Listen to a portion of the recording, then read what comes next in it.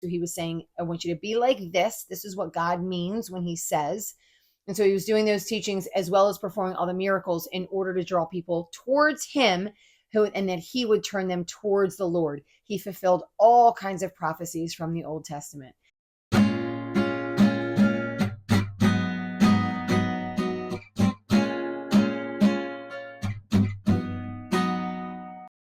Hey everyone, welcome to Bible 365. I'm your host, Kathy Carter, bringing you the Bible in 1 year, daily readings, where I share my opinions, my thoughts, my teaching, whatever it is that you want to call it, on a daily reading of the Bible. We've been reading from the very beginning, so we started in Genesis 1, and we are now on day 306. So I'm using the reading plan from oneyearbibleonline.com, where you would go on and download a free printable, downloadable, whatever you want to call it, reading plan that you would just use every day with your own Bible. Or you can purchase an actual Bible from there, or you can click on a link every day that will take you to the Bible reading on Bible Gateway. So up to you, whatever choice you want to make. And it has all the way through to December 31st, and it's all the way through Revelation. So we have the entire Bible in here. Today is day 306. It is November 1st, and our reading today is John 18, 1 through 24, Mark 14, 32 through 52, Matthew 26, 36 through 56, and Luke 22, 39 through 53. As I always do in the very beginning, going backwards to go forwards, I'm taking about 2.5 minutes. I lie and tell myself it's 2 minutes. It's literally never 2 minutes, but it's closer to 2.5 minutes. So come back in 2.5 minutes if you have been with me before. If you are here for the first time, I like to give a little bit of history, because I think that you can only understand the true heart and nature of Jesus if you understand where he came from, which will, of course, then lead me to my second thing that I say all the time, which is, if you enjoy this and today's your first day, I want you to go back and start at the beginning. Go January 1st and then read through every day. Take your time. Do what you have to do. The readings are here forever and ever.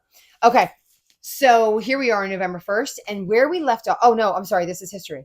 So in the beginning, there was the Lord, and the Lord created the entire universe, every single thing in the universe, everything here on the earth, the heavens and the earth, everything in the heavens, the supernatural realm, and everything here on earth, like people, plants, nature, air, whatever it is that you name. He made it all, and then he made Adam. He created Adam out of dust. He breathed life into Adam. He gave Adam a job, and he said, I want you to rule the earth.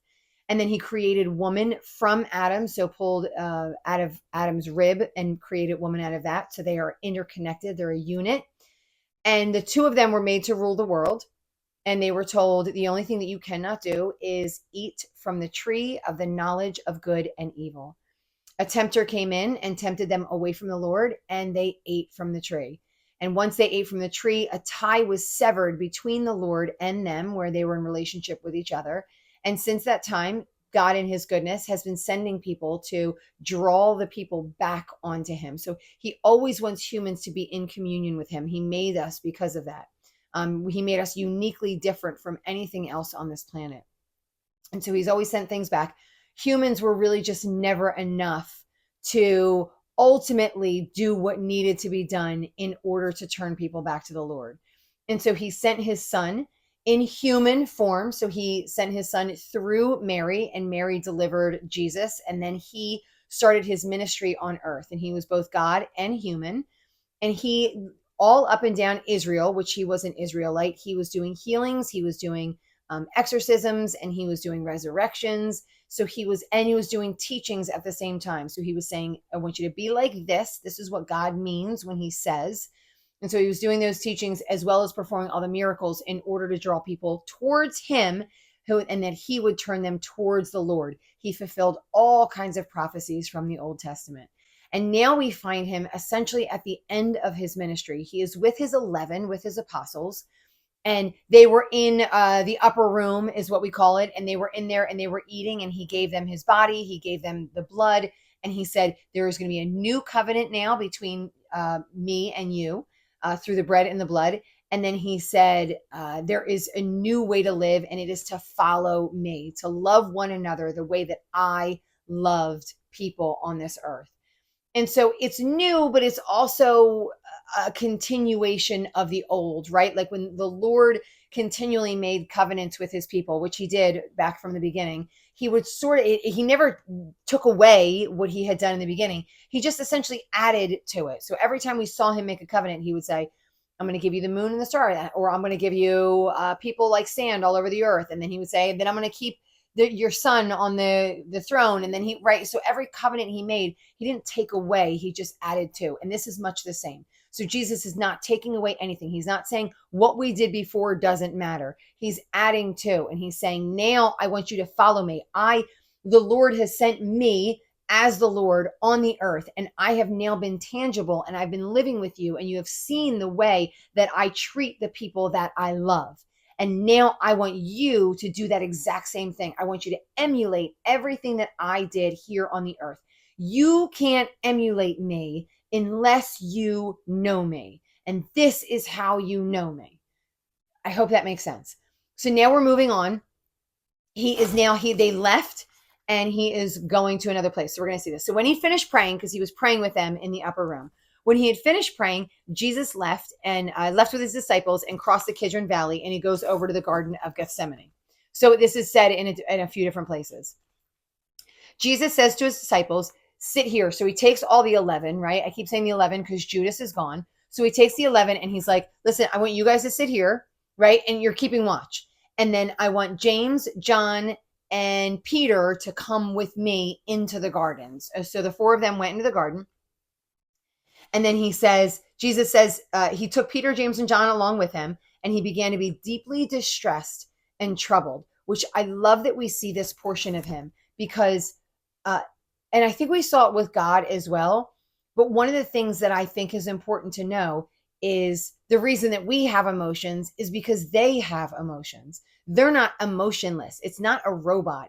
God isn't a heavenly being that can't understand us, that doesn't have the emotions that we have. He's just God, right? So he doesn't take out his anger in rage because he's irritated that people didn't do the things that he wanted them to do. He doesn't, he's not jealous of, and it's funny because I'm using these expressions and I'm like, in some ways he is, because he is jealous when he says you've turned to somebody else and not to me. But it's not like the trite jealousy, like, oh, she bought a toy and I wanted a toy. And so now I'm mad at you and we're not talking to each other. His is because he has created all things and because it is better for us. This is the way he loves us, is he says, I want you to follow me because it is better for you, right? I created you. I know what's good for you. But we do see that he has emotions. And so he says, my soul is overwhelmed with sorrow to the point of death. And then we see, it says, going a little further, he falls to the ground and he prays that if possible, the hour might pass from him. And he says, Abba, Father, because he's like reaching out to his father. Everything is possible for you. Take this cup from me, yet not what I will, but you will. So there's a cup that is coming for him. I don't want to give too much away. There's a cup that's coming for him. He knows, and he's already told the guys, right? Like, in a little bit, I'm going to be gone. So he knows that somehow, some way, he's going to be gone. And then a little bit after that, I'm going to come back. So, right? So we're aware, like he's aware. And I find this really interesting too, because it seems like he knows that there is a plan. I don't know if he knows every single detail of the plan, right? Or if his father is the one who knows. And he's just going through on the human plane with the plan. I don't know. And I'm not trying to be blasphemous when I say this, because I understand that Jesus is God and God has the ability to know everything. But I want to just be aware that it seems like if he knows, like, oh, no big deal. When I go through this is going to happen and all's going to be good after that. I think he might not have as much sorrow as he has, right? Like he's being torn from the people that he's lived with for more than 3 years. He's going to be torn from the mother that birthed him. He's going to know and recognize the pain that she's going to feel when he goes. So there is a nature in him that seems to be sad, knowing that these things are going to come, even though he knows the outcome is better for him to do this, right? He said, if I don't leave, the advocate can't come. So he knows he has to leave. but it seems like maybe he doesn't like the way in which it's going to happen, right? Because he asks for he doesn't necessarily ask not to go, but he does ask for the cup not to be given to him. But of course, he follows up with like, I'm obedient. You are the Father. Whatever it is that you will for me to do, I will do. And then he returns to his disciples and he finds them sleeping and he yells at them with being asleep. He's like, can't you watch for 1 hour? Watch and pray so that you won't fall into temptation, knowing that they're going to fall into temptation. The spirit is willing, but the flesh is weak. I think in this, he's not necessarily reminding them as much as he might be reminding himself, like in a recognition that they want to do what he desires for them to do, but our flesh is weak. We are unable to complete all of the things that he wants us to complete. So we're in some ways incapable to do all the things that he asks of us to do. And so I think he's reminding himself, like, knowing, like, he came back and he's angry that they didn't listen to him. And then he's like, the spirit wants to, but the body is unable to. All right, returning the third time, he says to him, are you still sleeping and resting? He's like, enough. My hour has come. Let's go. Here comes my betrayer, which his betrayer, we're going to see, is Judas. So as he was speaking, as he finished all this up, Judas came up, and Judas came up to him. Remember, Judas was the one who left early, and he's the one that's going to betray him.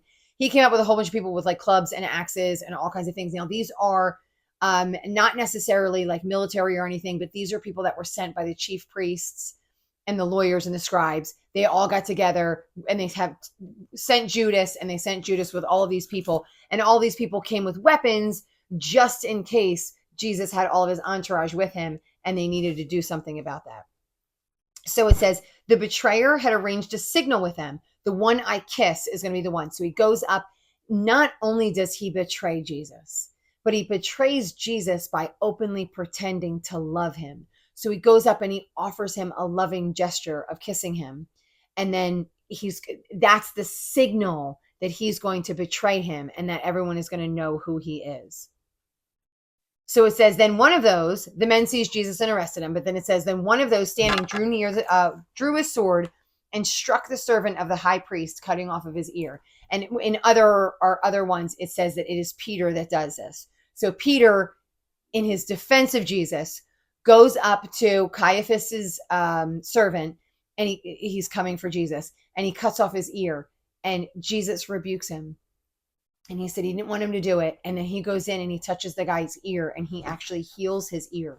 As they're trying to arrest him, his response to them is interesting. So they come up and they try to arrest him. I've been leading in the temple every single day. Am I leading a rebellion? Like, why are you coming to me at night and trying to get me at night? And he said, you didn't arrest me, but the scriptures must be fulfilled.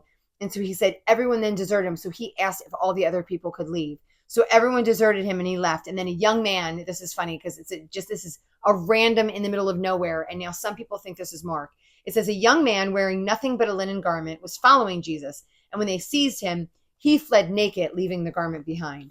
Early extra biblical literature say this is actually Mark, and that Mark then was traveling with Peter. And that's how we get the gospel of Peter, which is really the gospel of Mark, because he was the one doing this. And this was in actually the gospel of Mark. The soldiers and everybody arrested him. They bound him and they brought him first to Annas. Annas is the father-in-law of Caiaphas, who is the high priest. I think that means at one time he was also a high priest, so he also held that office. While they're bringing him over, it says Simon Peter and another disciple, who is John. So Simon Peter and John were following Jesus because this guy so John knew the high priest, and so they actually let him in when Jesus was going there. And then he came out and he got Peter to come in with him. So Peter and John were like, in some ways, following Jesus in. They weren't right next to him. It seems like they were behind him as they were going. And then this girl says, the servant girl who let him in, was like, you aren't one of the man's disciples too, are you? And Peter denies him. It said it was cold, and then the servants and the officials stood around a fire. Meanwhile, the high priest was questioning Jesus and his disciples about his teaching.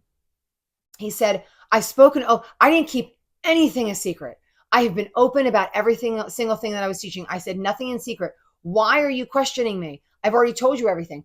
Question the people who I talk to. So if you really want to know the truth, talk to everybody who listened to me in the temple. He says, surely they're going to know what I said. So when Jesus had said one of these things, one of the officials nearby slapped him and was like, how are you?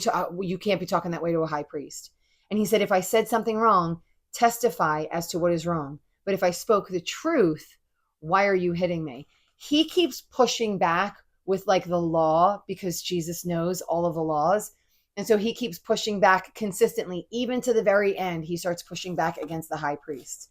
And that's where we're ending them today. So it says Annas then sends him bound to Caiaphas. So Annas kind of like tries to dig in and get all this information out of him, and he can't really get anything out of him. He then sends him over to Caiaphas, the high priest, to hope that Caiaphas will get something out of him. And that is where we're ending for today. So if this was a blessing, this was a crazy short one today. So if this was a blessing to you, I want you to like, share, and subscribe, and I want you to keep reading and come back next time.